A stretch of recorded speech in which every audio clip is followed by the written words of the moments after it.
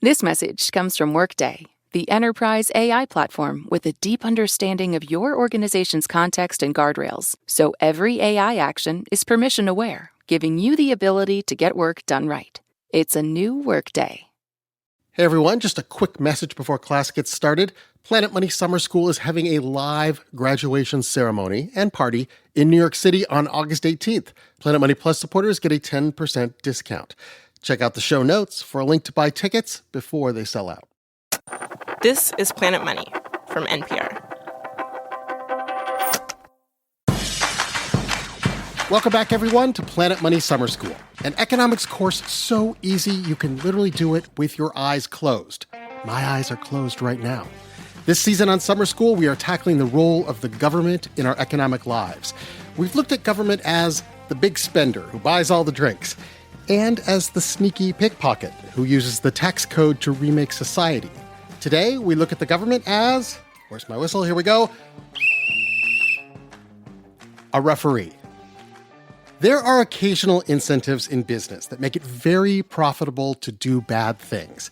Maybe cheat at the game and steal other people's ideas, or cut some corners on safety. The government as referee steps in to make the rules and enforce them, manage competition in a way that hopefully makes things better for us all. But you have to ask, when is the government protecting you, and when is it protecting the already rich and powerful? These rules always create winners and losers, as we will see today. Every summer school has a few classic Planet Money case studies, we'll have those coming up, and a worldly professor to help us figure out the big ideas. That professor today is Joan Ricart-Huguet, an associate professor who teaches political science at Loyola University, Maryland. But more importantly, a listener to Planet Money who heard past seasons of summer school and encouraged us to look at the economics of government. So good to have you on, Joan. Hi, Robert. So far in summer school, we've talked about the things that only a government can do. Pay for national defense, create social security, redistribute wealth with the tax code. But often the government jumps into the free market and says, wait a minute, we should put rules on competition and businesses, things like patents and safety regulations.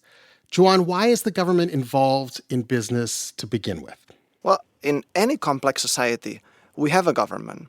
And what it means by definition is that social and economic relations are very complicated, right? And so government intervenes in a variety of things, like regulating private property, of businesses, both physical and, as we'll discuss today, I think, intellectual property, that if we left private agents to their own devices, might be very hard to solve. In other words, governments solve a lot of collective action problems at once, and some of these collective action problems are very much related to businesses. A collective action problem, we should say, is something that affects everyone and that we all have to agree on to solve. So one classic collective action problem is private property. We don't want to spend our days clubbing each other over the head, trying to take our neighbor's stuff. So we agree that government and the courts will help enforce who owns what. And there is a form of this we're going to talk about today called intellectual property, which is like physical property but has some strange consequences. It is different, and not everyone agrees that government should regulate intellectual property. But let me say, what is intellectual property? So intellectual property, contrary to, say, land, right, is non-physical property. And it's something that results from a person having, or a company having an idea that is deemed novel or original. So to answer your question, why is the government in the business of regulating intellectual property?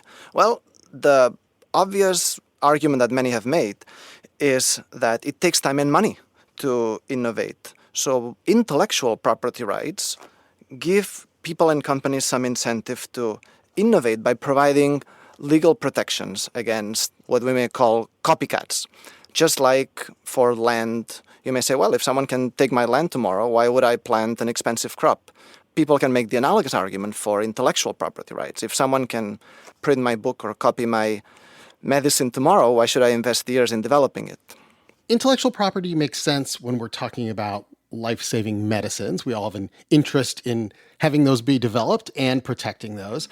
But on the show today, we wanted to look at intellectual property in the realm of things you might not think of as useful life-saving inventions. That you think, can you even have a patent on that? For instance, can you patent a piece of meat? A steak, to be precise.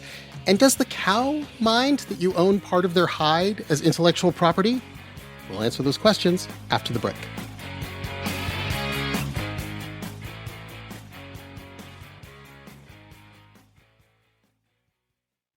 Support for this podcast and for Planet Money Summer School comes from Capital One. With no fees or minimums on checking accounts, it's no wonder the Capital One bank guy is passionate about banking with Capital One. If he were here, he wouldn't just tell you about no fees or minimums. He'd also talk about how Capital One cafes are open 7 days a week to handle your banking needs. It's pretty much all he talks about, in a good way. What's in your wallet? Terms apply. See CapitalOne.com/bank. Capital One N.A., member FDIC.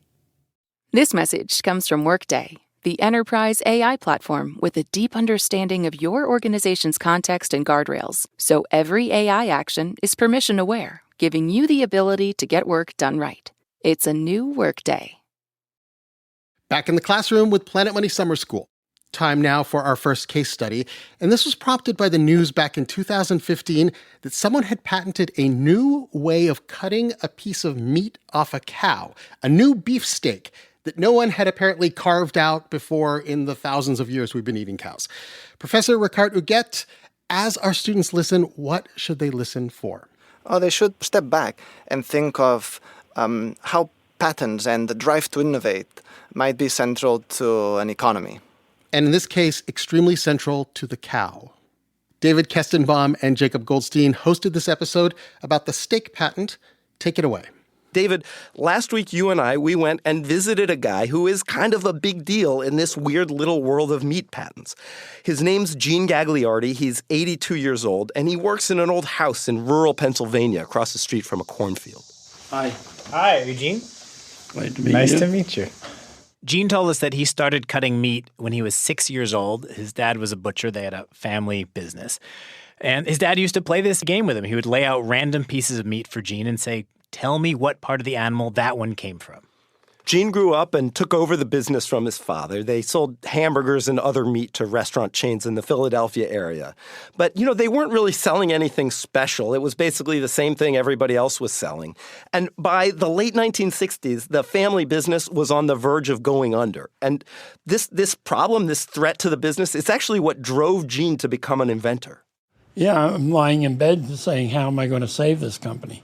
I thought I've got to come up with something innovative, something unique that nobody else has. Gene starts to think about the Philly cheesesteak, which is really, really popular in Philadelphia. But the sandwich is not perfect. The meat was so tough that you couldn't chew through it. You'd end up accidentally pulling the meat out from the bread when you tried to take a bite. So Gene wanted to solve this problem, and it led him to his first big meat idea. It came to me at 3 o'clock in the morning. So I got up out of bed and went to the plant and tried it. The meat in a Philly cheesesteak, it's made of these thin kind of sheets of beef. And Gene, what he wanted to do was he wanted to make those sheets less tough, make them easier to chew. And his idea for doing that, it was really complicated. He put the meat through a grinder, then he put it through the grinder again, then he mixed it, and he put it in a mold, he froze it, he tempered it, he sliced it, and finally he cooked it and ate it to see if it was any good. Tasted great. I said, wow, we're going to make it. He just needed one more thing, needed a good name, and he was obsessed with this. So he went on a road trip with his friends, and it was all he could talk about. One of his friends, whose name was Jiggs, was in the back seat getting drunk on bourbon. He said, I am so sick and tired of hearing you coming up with the name. He says, stick 'em with steak 'em. So when he said steak 'em, I picked up on it, and I kept saying it for 600 miles all the way home. Steak 'em, steak 'em, steak 'em. And so Steak-'em was born. It not only saved Gene's family company, it blew up. It became a huge hit. Well, here it is. At 16 slices per package, it's finally time to tell the neighbors you're having steak tonight. Steak-'em, America's favorite sliced steak. These were sold in grocery stores from Puerto Rico to Hawaii. I mean, I remember them very fondly from my childhood. We used to eat them in particular at my friend John's house after school. You could fry them up really quickly. That was their great advantage. The TV ad for it, I remember the tagline was something like, you can steak them in the north, you can steak them in the south, but the best thing of all is when you steak them in your mouth. I'm cringing, David. I don't even know what that means. What does that even mean? I don't know. I never thought about what it meant. It meant I would really like a steak-o. All right. So in 1980, Gene sold what had used to be the little family business for $20 million. This made it clear there was lots of money to be made in meat inventions. Gene went on to invent all kinds of other things to do with meat. In fact, on the wall behind him as he's telling us the Steak-'em story are all these picture frames. And in the frames are patent after patent after patent, dozens of them from different countries. There's one for method of making a food product from the thigh of a bird. Gene sold that idea to KFC back in the 1990s, and it became popcorn chicken. And we should say here, Gene is not actually patenting the meat itself. Obviously, he did not invent the meat. He's inventing a method of cutting meat. And, you know, when we step back and think about patents, I feel like we usually think about patents as being all about technology, right? But at their core, patents are about encouraging and protecting new, useful ideas. And yeah, those ideas can come from some 16-year-old trying to make a genius new iPhone app in his bedroom, but they can also come from an 82-year-old guy in a converted garage trying to figure out a better way to cut chicken. Like any good backyard inventor, Gene Gagliardi has turned the garage into a workshop. There's a big industrial fridge full of meat, and he pulls out a chicken, starts cutting it up. A lot of patents are trying to solve a problem in the world. And Gene says right now there is a problem in the chicken world. Wings are really popular right now. You know, like buffalo chicken wings. You can eat them at the bar with the beer. But there are only 2 wings per chicken. Drumsticks, on the other hand, are not so popular right now. They can't give drumsticks away. So Gene's trying to figure out a way to make a drumstick more like a wing. He makes some cuts on this drumstick, and he actually asks us not to photograph what he's doing because he doesn't have a patent on it yet. And then voila, the drumstick has become what he calls a triple dipper. It's a chicken leg cut so that there are 3 little strips of meat coming out from it, and it can stand up kind of like a tripod. And I have to say, looking at this, it does not seem revolutionary. I mean, I get that the Steak-'em was really complicated, but I mean, this is just cutting up a chicken leg. Really, can you get a patent on this? A patent is a very powerful thing. If I get a patent, I get a monopoly. It says only I can do this thing. Anyone else who wants to do it, they have to pay me or they have to ask my permission. And I have this power for 20 years. And most of our laws are trying to do the opposite of this. Most of our laws try to encourage competition. This one grants you a monopoly. So where do you draw the line? What deserves a patent and what does not deserve a patent? This is a key question, the central question, really. And ultimately, it's not a question for a guy cutting up a chicken. It's a question for that guy's lawyer. And Gene's lawyer turns out to be a semi-retired guy named Les Kasten in Philadelphia. We called him up, and he told us his favorite patent that he wrote for Gene describes this way where you cut up a hot dog into little strips, and then you bread it, and then you deep fry it, and you kind of wind up with a cross between French fries and a corn dog. I like the Frank fries patent. What can I search for here? I'm in Google patents. Method of cutting an elongated meat product or something like that. Les told us that patent law is written with the default being to grant the patent. Your idea just has to satisfy 3 criteria. 1, has to be a new idea. Can't be something that's already been patented or discovered before. 2, it can't be obvious. And 3, it has to have some use. Basically, unless there's some good reason, the patent office is supposed to give you a patent. That's the law. That's the way the law is written. It errs on the side of saying, okay, I don't know what use this would be, but no one's done it before and it's not totally obvious, so here's your patent. Yeah, essentially, yes. There is a provision in there that says it must be useful. And I've seen some very unusual patents in my lifetime that I would say, gee, I wonder what's useful about that. There's patents for people for walking dogs while holding on to a leash on a bicycle. There's patents for dumping the remains of a cremated body from an aircraft. I mean, there's some very unusual patents. Do you think we'd have fewer inventors like Gene if there weren't patents? I think so, yes. And we asked Gene about this, and he said, he would probably be working with meat in a world without patents, but he said he wouldn't be able to do it on his own working in a garage. He'd probably have to go take a job with a big company. And that seems fair and true up to a point. But there is this potentially dangerous thing about the patent system. I mean, it's supposed to encourage innovation, but at some point, patents, they also can hurt innovation. I mean, you may remember the stories Alex Bloomberg did here on the show about software patents and about how there are so many software patents for so many completely simple and basic things that everyone in the technology business is worried that they are violating someone else's patents. I mean, Apple has a patent on a device with rounded edges. And in the world of meat, you could imagine some young would-be meat inventor getting discouraged, saying, look, Gene Gagliardi has already got all these patents. What is left for me to do?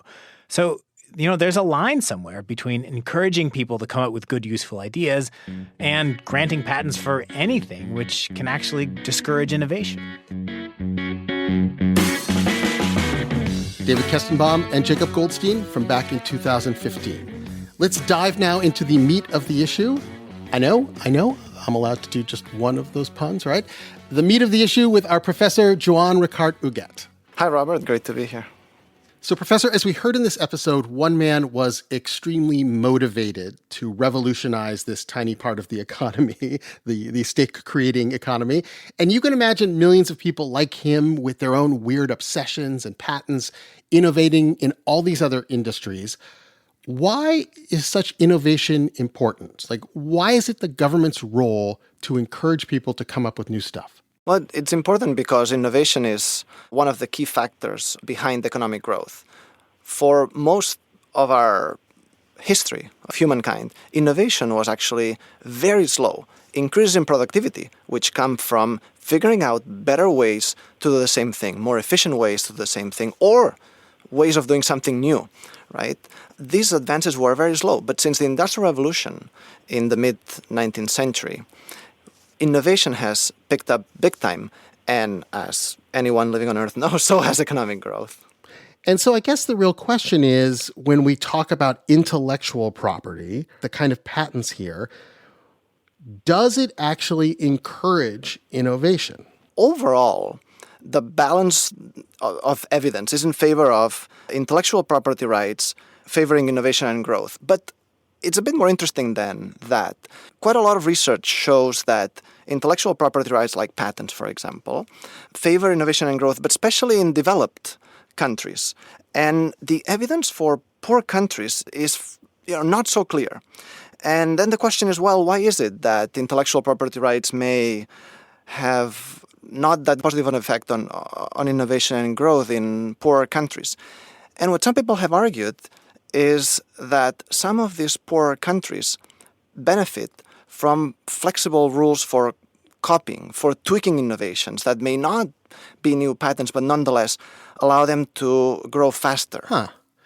You seem to be saying that patents work best if you already have these top-notch industries that can develop and monetize the ideas they have. Mm-hmm. But for developing countries, it's a lot murkier. You want sharing of ideas and skills, and you want people trying to innovate all the time, even if it's kind of maybe taking some ideas from each other. It reminds me actually of the United States of America, the early U.S., when we were first starting our textile industry. We took a lot of stuff from the British and maybe didn't pay for it, but it really helped the United States grow faster. That's one of the main arguments for weak intellectual property rights and why some people say there shouldn't be intellectual property rights, is that it makes the economy more dynamic. Some people have argued the reasons the 70s and the 80s and the 90s were so innovative in software and technology and computers is precisely because law had not caught up with intellectual property rights. And we're even seeing a bit of that now with artificial intelligence. I feel like those companies are playing a little fast and loose with ownership rules because it's evolving so quickly. No one even knows how it works, much less how to patent it, I guess. Yeah, that's actually the analogy of the 2020s, perhaps, to what I was just mentioning in the 80s and 90s when computers were coming up, right? Regulation has to eventually catch up, but I don't think it has in many countries, including the U.S. so far. And I guess that is the cutting edge technology game, right? Like, how much can you imitate or even steal in a new competitive industry? How many billions can you make before the lawyers and the courts and the politicians figure out who owns what and lock in the patents and lock out all your competition? In our next case study, we will look at regulations from the other side, from the side of the underdog. Does a state have a compelling interest in stopping some businesses before they can even start? We'll have that case study after the break.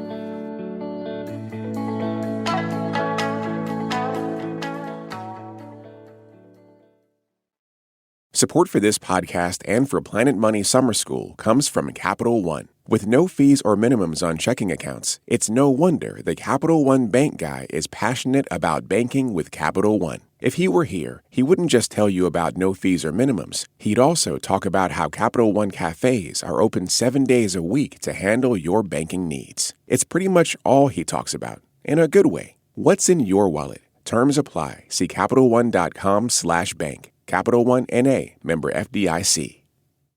This message comes from American Home Shield. It's not a matter of if an appliance or system, like your HVAC, will break, but when. Without a home warranty, these repairs or replacements can cost thousands. But with an AHS home warranty, they will fix covered breakdowns, helping protect your wallet.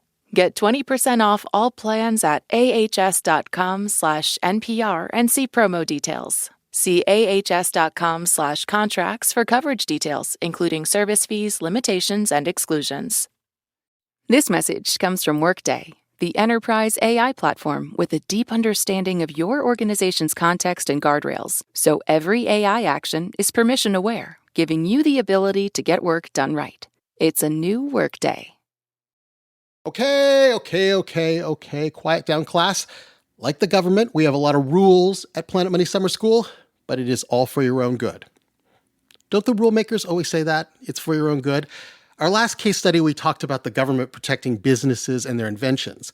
Now we turn to a different kind of protection, trying to protect consumers' safety. But even there are some unintended consequences on innovation and economic growth.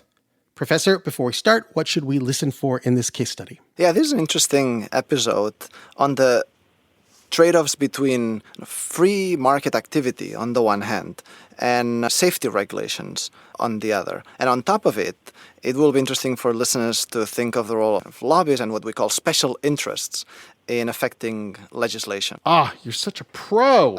It's like you do this for a living. Far from it. This episode first aired in 2012. It was hosted by Jacob Goldstein and Alex Bloomberg. A few years ago, Justina Clayton started a hair braiding business in her home in Centerville, Utah. She had learned to braid hair as a girl growing up in Sierra Leone. And in Utah, she found this little niche working for local families that had adopted kids from Africa. Her business let her stay home with her own kids, and in some months she made enough to pay for groceries. She even put an ad on a local website. Then one day, she got an email from a stranger who had seen the ad. It said it's illegal in the state of Utah to do any kind of extensions without a cosmetology license. And I thought, no way.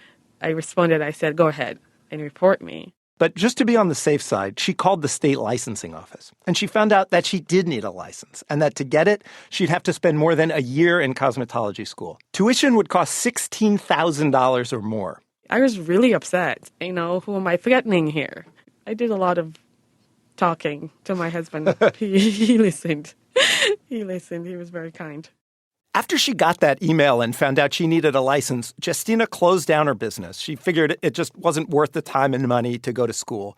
But she did get to go and make her case to the board that regulates hair braiding in Utah. Full name of that board, by the way, the Barber Cosmetology/Barber Aesthetics, Electrology, and Nail Technology Licensing Board.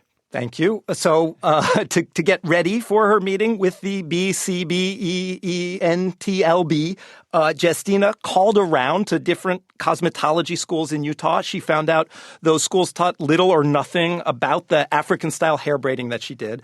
And so she took all this and put it together into a PowerPoint presentation explaining these things. And then she went to the board meeting and waited outside the meeting room while the board took care of its other business. So finally it was my turn, and I got in, and I was super nervous. I stood up, and I started talking, and there was this one lady who just kept making, just sounds as I would talk. It's like, yeah, right. Just under her breath. She kept doing that. And what was the impression you got from what she was doing?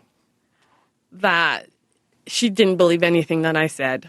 The chair of the meeting, she said that I would have to change the law because as the law is written, if you touch hair for money, if you style hair for money, then you need a cosmetology license. She said there's nothing that it can do. What happened to Justina happens all the time with all different kinds of jobs all around the country. There is this patchwork quilt of state licensing laws, and it covers hundreds of different professions. It's not just, doctors and lawyers. It's garage door repairmen, it's interior designers, it's landscapers, athletic trainers, masseuses, and literally hundreds of other professions. And the ostensible reason for all these licensing requirements is that these requirements protect the public in some way. Charles Whelan teaches public policy at Dartmouth and the University of Chicago, and he says that may be true, but for people in licensed fields, a licensing law can serve an entirely different purpose altogether. It's also a way to make your competition go away.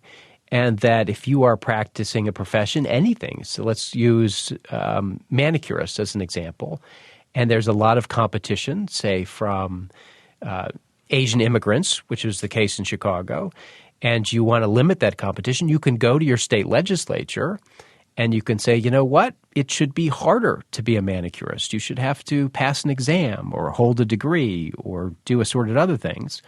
And in that case, you've really just built a fence around your profession that keeps out competition, lowers supply, and basic economics says that means you're going to do better. You either get paid more or you'll have more work.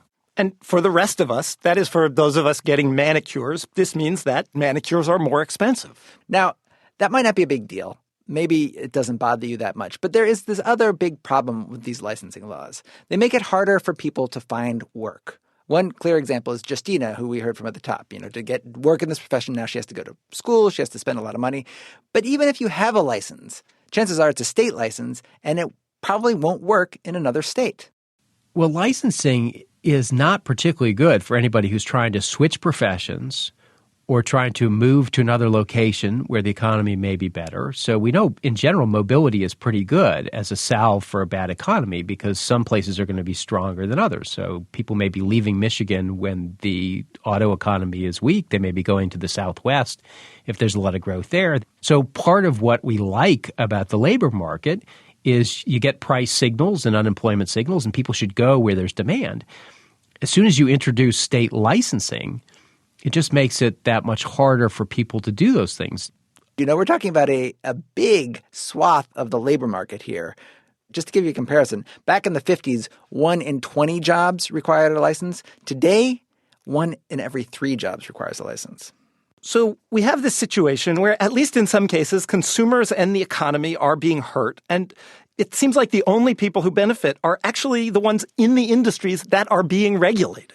Which is interesting, right? You always hear this idea that business is opposed to regulation, that businesses generally want less regulation.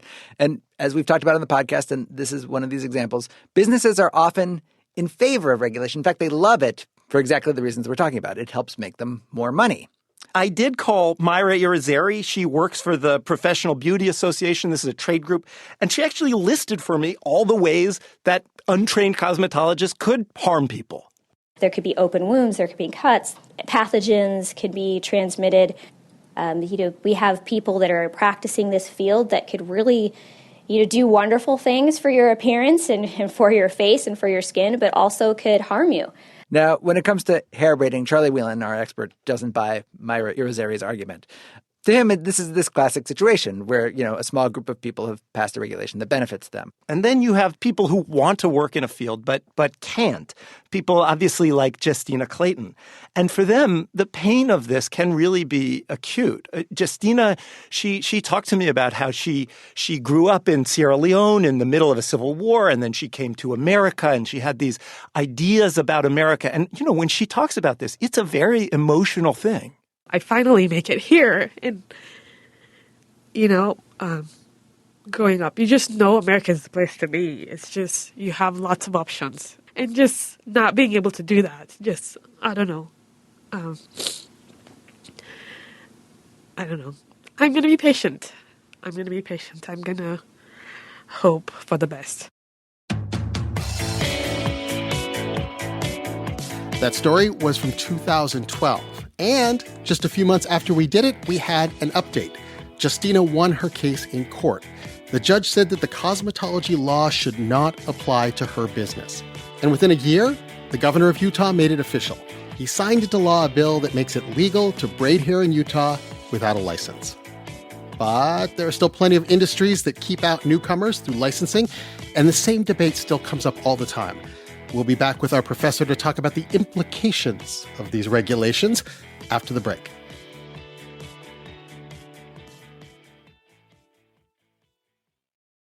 Support for this podcast and for Planet Money Summer School comes from Capital One. With no fees or minimums on checking accounts, it's no wonder the Capital One bank guy is passionate about banking with Capital One. If he were here, he wouldn't just tell you about no fees or minimums. He'd also talk about how Capital One cafes are open 7 days a week to handle your banking needs. It's pretty much all he talks about, in a good way. What's in your wallet? Terms apply. See CapitalOne.com/bank. Capital One N.A., member FDIC. And we are back with our professor, Juan Ricard Huguet. Hi again, Robert. So let's break this down. There are some areas that sort of demand regulation. You have to tell us which side of the road to drive on. Like the downside to not having that is obvious. So there are some regulations that solve what we may call basic coordination problems. Do we drive on the left or on the right side of the road? Not all countries of the world agree, but as long as everyone living in the same country agrees, then we're good to go. But most things are a bit more loaded and complicated than deciding what side of the road to drive on. Things like food. Why do we have a Food and Drug Administration? We want to make sure we don't consume food that is spoiled. Why are drugs regulated? Because life and death is at stake. So regulation usually is very substantive, carries a lot of important implications. Now, of course, I have a nose. I can smell if food is bad. I can look into different banks, let's say, and see which one has, monetary reserves and which ones are maybe safer to put my money in. I can do all this myself. Is it just that there's just too many things for me to do myself? That's definitely part of the answer. It's the same reason why we have what's called a representative democracy and not a direct democracy. We do not have time to decide on every local, county, state, and federal level issue that is being discussed. And so likewise, regulation saves us time, but it also addresses what are called information symmetries. Basically, we as individuals don't have time to learn about each thing in detail, but some people in government, including independent agencies, that's exactly their job. This all sounds fine and well. They're going to save me time. They're going to save lives. But then we hear an example like the hair braiding one from the case study, and you think it is an enormous amount of power to sort of pick winners and pick losers. And in fact, companies often like regulations because they have the lawyers and the experience to deal with the regulations, and it keeps out competitors. There is a term that is called regulatory capture. Why don't you define that for me? Yeah, so regulatory capture is when a particular agency that should act on the interests of the public at large instead advances or protects the special interests of a particular entity, say whether it's a big company or an NGO, right? It could be for-profit or non-profit, especially one that is meant to regulate, right? So it's flipping things inside out. And so regulatory capture is usually seen as something negative because it goes to the detriment of our public interest. And it's easy to understand why this happens. It's not necessarily corruption. We have an experience at Planet Money at covering banking regulations. And one of the things we found is when regulators get together to regulate a bank, the people who show up to the meetings are banks, and the people in the agency often worked for banks because you need that kind of banking knowledge. And then, honestly, some of the people who are regulators of banks will end up going to work for the banks.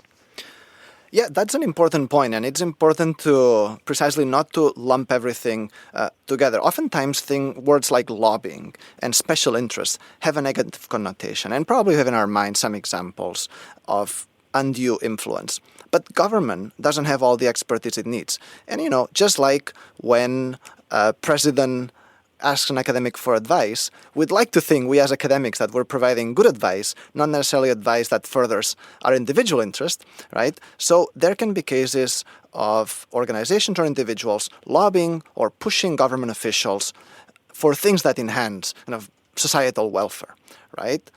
Having said that, it is true that sometimes government can suffer capture from regulatory interests, especially, of course, in countries where money plays a huge role in politics, and the US is the prime example of that. How do we know in an industry if there are too many regulations? Yeah, it's hard to know, but there are warning signs in a particular industry or sector that there may be too many regulations, including regulatory capture. One of those could be that market concentration has risen. That means that a few firms have most of the market, what we call market power. It could be that fewer and fewer younger firms are entering the market and making a significant break-in, right? So these are warning signs that tell us that perhaps the regulatory environment needs to change. Old regulations shed, or perhaps new ones instituted that restore a more competitive market, free economy in that sector. Okay, class, I feel like we've covered a lot of ground in this lesson, so let's go over a few vocabulary words that you can use as a cheat sheet for the test at the end of the summer. Yeah, it's coming. So the idea that was running all through both episodes was this idea of productivity, which has a very specific meaning in economics. Professor? Productivity is the amount of output you get for a unit of input. Basically, the more you get for a given fixed amount that you put in, the better, right? So let's take a simple example. I have a keyboard in front of me. If I learn how to type properly in the keyboard, I'll become more productive because I can type 3 or 4 keys per second instead of 1. And this is essential in economics as a way to grow an entire economy. It's a foundation of growth, one of the most important ones. A coordination problem.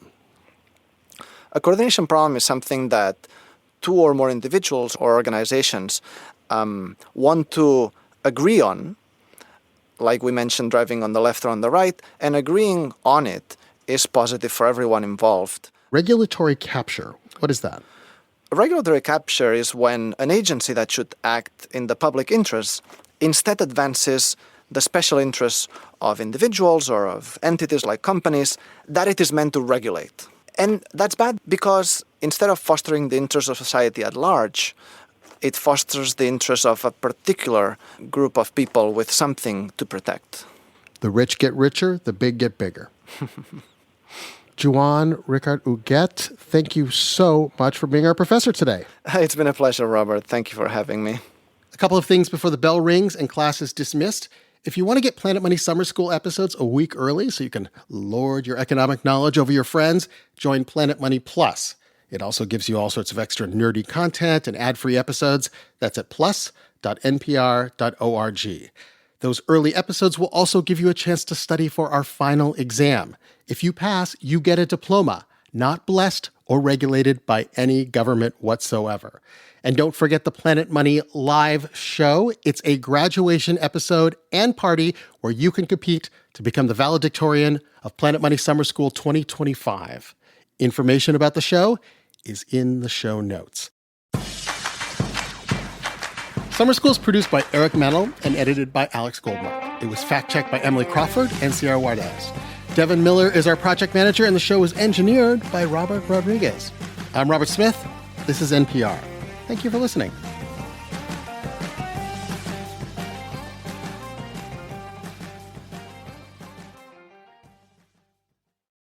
This message comes from Workday, the enterprise AI platform with a deep understanding of your organization's context and guardrails, so every AI action is permission-aware, giving you the ability to get work done right.